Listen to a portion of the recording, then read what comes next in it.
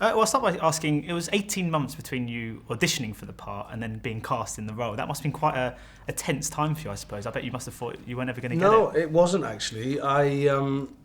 No, once you don't hear anything after an audition, I just let it go. I was like, all right, well, it wasn't my job, and I was moving on to other things. I'd kept on working and doing other projects, so I just forgot about it. I did inquire a couple of times as to why I hadn't heard anything or any feedback, but they said, don't know, it's just the way it is. That's it.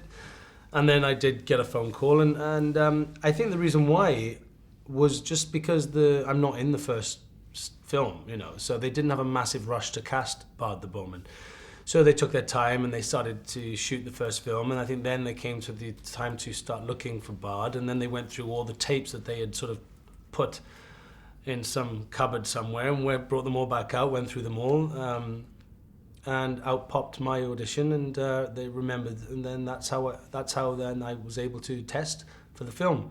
So no, I hadn't worried about it really. I just sadly oh well, it's not my job. So when it did come back, it was an incredibly big surprise, and to get it was even bigger a surprise. So.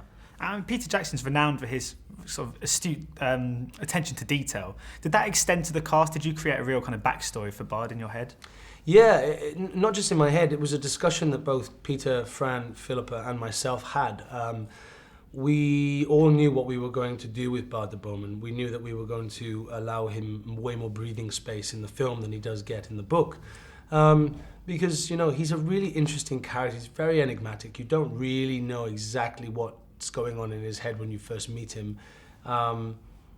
And he's quite special in Middle-earth because he's a human, and there's no humans up until this point. And he plays a very integral role in the development of the story and the plot. And it was refreshing to have a backstory, but the backstory was already there anyway. It was about the fact that his ancestor was the only other human ever to have a go at killing Smaug and was dislodged to scale, which becomes almost folklore until in this film you see Bilbo actually see that it was true.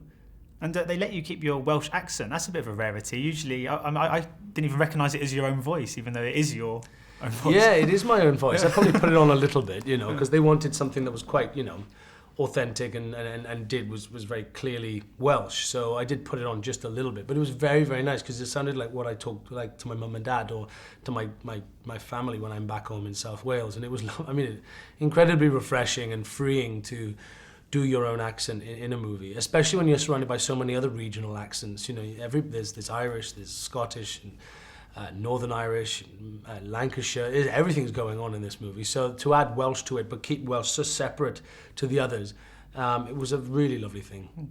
I know this might be a bit of a stupid question, but obviously I just met Richard, and he's as tall as you are. He's bigger than me. He's taller than me. Yeah. How does it all work then? Because it was so incredible and so genuine. You were obviously shooting a lot of scenes with the dwarves, and you always seemed that kind of 2 foot above them. But obviously in real life that wasn't the case. How did that sort of come to be? Well, it's incredibly technical and very, very clever. It's a technique called slave mocon, or slave motion control. Motion capture is something else. Motion control. And basically there was 2 sets. You're talking about the scene when I'm at the dinner table with all the dwarves around it, correct? And I bring the weapons up. And what they do is they build my home, normal size, and then they build another one, a third bigger, which is what the dwarves work on to make them look small. And then they build my normal size house again, but in green screen. So everything's green. And then I'm there alone. We rehearse in the morning together, and then all the dwarves go to the big set. I go on my own to the green screen set. I have an earpiece, and their faces are on sticks around the table in the right order that they are on that set with a light bulb on their head. And I hear their voices, and then I have to remember how we rehearse the scene in the morning, and then I'm to the cameras. One's a master, the one that follows me is a slave, and it keeps me in perspective, so it makes me look larger than they do. And then Peter sees both the screens merge in one screen, and that he sees the final image, which is me taller than them.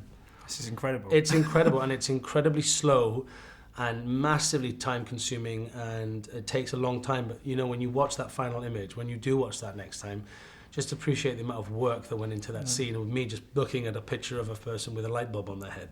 So just finally, my final, obviously I've seen you play some really fantastic villainous roles recently. No One Lives, Fast and the Furious. It must have been great just having the opportunity to play a really lovely bloke. Yeah, it was. Yeah, well, I think as an actor, it's good to mix it up, and it is nice to know that after I'd played this really bad guy in Fast 6, that I knew at the end of the year there was going to be a really great character who was going to be loved and liked by the audience instead of being hated.